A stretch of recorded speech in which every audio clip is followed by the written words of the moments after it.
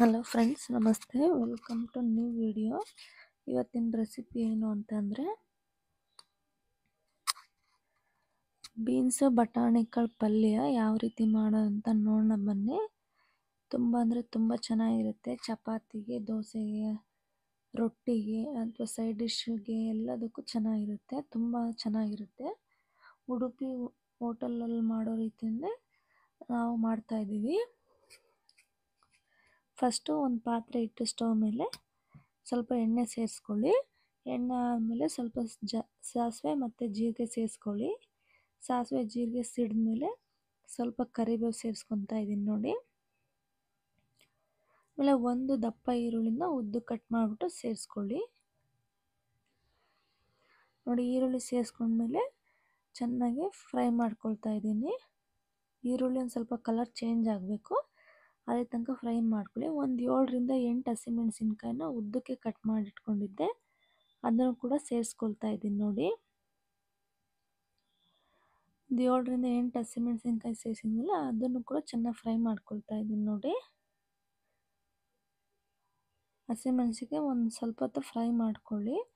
ಸ್ವಲ್ಪ ಒಗ್ಗರಣೆಲಿ ಫ್ರೈ ಆದರೆ ಸ್ವಲ್ಪ ಹಸಿ ವಾಸನೆ ಎಲ್ಲ ಹೋದರೆ ಚೆನ್ನಾಗಿರುತ್ತೆ ಟೇಸ್ಟು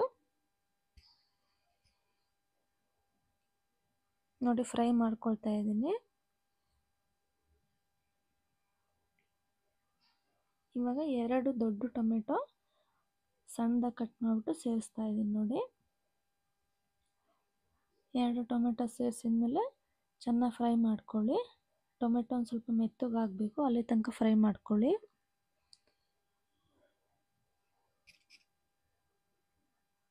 ನೋಡಿ. ಯಾವುದೇ ರೀತಿ ನೀರು ಸೇರ್ಸೋಕೆ ಹೋಗಬೇಡಿ.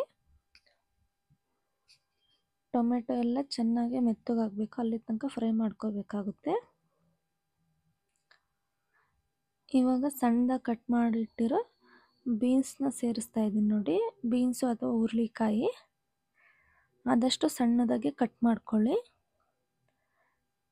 ನೋಡಿ. ಬೀನ್ಸ್ ಸೇರಿಸಿಬಿಟ್ಟು ಚೆನ್ನಾಗಿ ಒಂದ್ಸಲ ಮಿಕ್ಸ್ ಮಾಡ್ಕೊಳ್ಳಿ. ಇದನ್ನು ಕೂಡ ಒಗ್ಗರಣೆಲ್ಲೇ ಫ್ರೈ ಮಾಡ್ಕೋಬೇಕಾಗುತ್ತೆ, ಯಾವುದೇ ರೀತಿ ನೀರು ಸೇರಿಸಿಲ್ಲ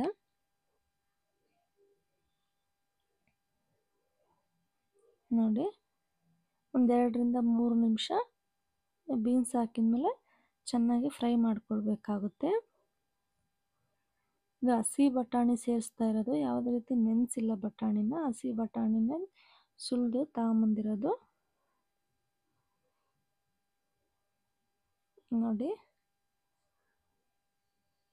ಬೀನ್ಸ್ ಒಂದು ಸ್ವಲ್ಪ ಕಲರ್ ಚೇಂಜ್ ಆಗಿದೆಯಲ್ಲ, ಇವಾಗ ಬಟಾಣಿನ ಸೇರಿಸ್ಕೊತಾ ಇದ್ದೀನಿ ನೋಡಿ. ಬಟಾಣಿ ಸೇರಿಸ್ಬಿಟ್ಟು ಅದನ್ನು ಚೆನ್ನಾಗಿ ಫ್ರೈ ಮಾಡ್ಕೊಳ್ಳಿ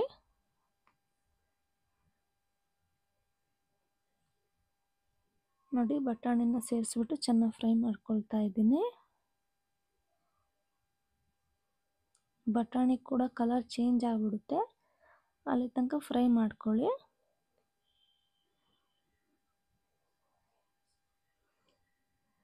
ಬೀನ್ಸ್ ಬಟಾಣಿ ಪಲ್ಯ ಕಾಂಬಿನೇಷನ್ ತುಂಬ ಚೆನ್ನಾಗಿರುತ್ತೆ. ಚಪಾತಿ, ಅನ್ನಕ್ಕೆ, ಪೂರಿಗಂತೂ ತುಂಬ ಚೆನ್ನಾಗಿರುತ್ತೆ. ಇವಾಗ ರುಚಿಗೆ ತಕ್ಕಷ್ಟು ಉಪ್ಪು ಸೇರಿಸ್ತಾ ಇದ್ದೀನಿ ನೋಡಿ. ಕಲ್ಲುಪ್ಪು ಸೇರಿಸ್ಕೊಳ್ಳಿ ರುಚಿಗೆ ತಕ್ಕಷ್ಟು. ಉಪ್ಪು ಸೇರಿಸ್ಬಿಟ್ಟು ಚೆನ್ನಾಗಿ ಒಂದ್ಸಲ ಮಿಕ್ಸ್ ಮಾಡ್ಕೊಳ್ಳಿ. ಉಪ್ಪು ಸೇರಿಸಿದ್ಮೇಲೆ ಎಲ್ಲದಕ್ಕೂ ಕಂಬೈನ್ ಆಗಬೇಕಲ್ಲ, ಅದಕ್ಕೆ ಚೆನ್ನಾಗಿ ಒಂದ್ಸಲ ತಳದಿಂದ ಕ್ಲೀನಾಗಿ ಮಿಕ್ಸ್ ಮಾಡ್ಕೊಳ್ತಾ ಇದ್ದೀನಿ ನೋಡಿ.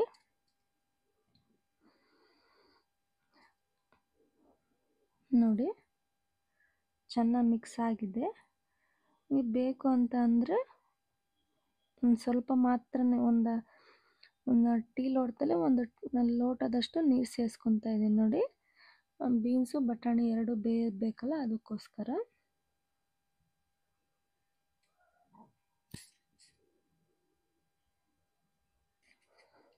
ನೀರು ಸೇರಿಸ್ಬಿಟ್ಟು ಮುಚ್ಚಿಟ್ಟು ಬಿಡಬೇಕಾಗುತ್ತೆ. ಸ್ವಲ್ಪ ಬೇಯಬೇಕು ತರಕಾರಿ. ನಾನು ಒಂದು 5ರಿಂದ 10 ನಿಮಿಷ ಬಿಟ್ಟು ಆದಮೇಲೆ ತೆಗೆದು ನೋಡ್ತಾ ಇದ್ದೀನಿ ನೋಡಿ. ಆಲ್ಮೋಸ್ಟ್ ಕಲರ್ ಎಲ್ಲ ಚೇಂಜ್ ಆಗುತ್ತೆ, ಇಷ್ಟು ಆಲ್ಮೋಸ್ಟ್ ಬೆಂದಿದೆ ಅಂತ ಹೇಳ್ಬಿಟ್ಟು. ಇವಾಗ ಅರಿಶಿನದ ಪುಡಿ ಸೇರಿಸ್ತಾ ಇದ್ದೀನಿ ನೋಡಿ. ಒಂದು ಚಿಟಿಕೆಯಷ್ಟು ಅರಿಶಿನ, 1-1.5 ಸ್ಪೂನಷ್ಟು ಧನಿಯಾ ಪುಡಿ ಸೇರಿಸ್ತಾ ಇದ್ದೀನಿ. ಧನಿಯಾ ಪುಡಿ ಅರ್ಶಿನದ ಪುಡಿ ಸೇರಿಸಿದ್ಮೇಲೆ ಚೆನ್ನಾಗಿ ಒಂದ್ಸಲ ಮಿಕ್ಸ್ ಮಾಡ್ಕೊಳ್ಳಿ. ಚೆನ್ನಾಗಿ ಮಿಕ್ಸ್ ಮಾಡ್ತಾಯಿದ್ದೀನಿ. ಮತ್ತು ಇವತ್ತು ತೆಂಗಿನಕಾಯಿ ತುರಿ, ಹಸಿ ತೆಂಗಿನಕಾಯಿ ತುರಿ ಆದರೂ ಪರವಾಗಿಲ್ಲ ಅಥವಾ ಕೊಬ್ಬರಿ ಇದ್ರೂ ನಡೆಯುತ್ತೆ. ನಾನು ಹಸಿ ತೆಂಗಿನಕಾಯಿ ತುರಿನ ಮಿಕ್ಸಿಯಲ್ಲಿ ಒಂದು ಸ್ವಲ್ಪ ನುಣ್ಣು ಮಾಡ್ಕೊಂಡ್ಬಿಟ್ಟು ಸೇರಿಸ್ತಾ ಇದ್ದೀನಿ ನೋಡಿ. ಯಾವುದೇ ರೀತಿ ನೀರು ಹಾಕಿಲ್ಲ ತೆಂಗಿನಕಾಯಿ ತುರಿ ರುಬ್ಬೋದಕ್ಕೆ. ಹಾಗೆ ಸಣ್ಣದಾಗಿ ಕಟ್ ಮಾಡಿಬಿಟ್ಟು ಅದನ್ನು ಪೌಡ್ರ್ ಥರ ಮಾಡ್ಕೊಂಡಿದ್ದೀನಿ ಅಷ್ಟೇನೆ. ನೋಡಿ, ತೆಂಗಿನಕಾಯಿ ತುರಿ ಸೇರಿಸಿದ್ಮೇಲೆ ಚೆನ್ನಾಗಿ ಒಂದ್ಸಲ ಮಿಕ್ಸ್ ಮಾಡ್ಕೊಳ್ಳಿ. ಇವಾಗ ಗ್ಯಾಸ್ ಒಂದು ಸ್ವಲ್ಪ ಲೋ ಫ್ಲೇಮಲ್ಲೇ ಇಟ್ಕೊಳ್ಳಿ. ಯಾಕೆ ಅಂದರೆ ಮಸಾಲೆ ಎಲ್ಲ ಹಾಕಿರೋದ್ರಿಂದ ತೆಂಗಿನಕಾಯಿ ಹಾಕಿರೋ ತಳ ಹಿಡಿದ್ಬಿಡುತ್ತೆ, ಅದಕ್ಕೋಸ್ಕರ. ನೋಡಿ, ಇಷ್ಟೇನೆ. ಕೊನೆಯಲ್ಲಿ ಕೊತ್ತಂಬರಿ ಸೊಪ್ಪು ಸೇರಿಸ್ಕೊಂಡ್ಬಿಟ್ರೆ ಮುಗೀತು. ನಾನು ಇದಕ್ಕೆ ಚಪಾತಿ ಮಾಡಿದ್ದೆ. ತುಂಬ ಅಂದರೆ ತುಂಬ ಚೆನ್ನಾಗಿ ಬಂದಿತ್ತು. ಟೇಸ್ಟ್ ಕೂಡ ತುಂಬ ಚೆನ್ನಾಗಿತ್ತು. ನೀವು ಒಂದ್ಸಲ ಟ್ರೈ ಮಾಡಿ, ಹೆಂಗೆ ಬಂತು ಅಂತ ಹೇಳ್ಬಿಟ್ಟು ಕಮೆಂಟಲ್ಲಿ ತಿಳಿಸಿ. ಬೀನ್ಸ್ ಪಲ್ಯ ತುಂಬ ಚೆನ್ನಾಗಿತ್ತು. ಐ ಹೋಪ್ ನಿಮಗೆ ಈ ವಿಡಿಯೋ ಇಷ್ಟ ಆಗಿದೆ ಅಂದ್ಕೊತೀನಿ. ಇಷ್ಟ ಆಗಿದ್ರೆ ಲೈಕ್ ಮಾಡಿ, ಶೇರ್ ಮಾಡಿ,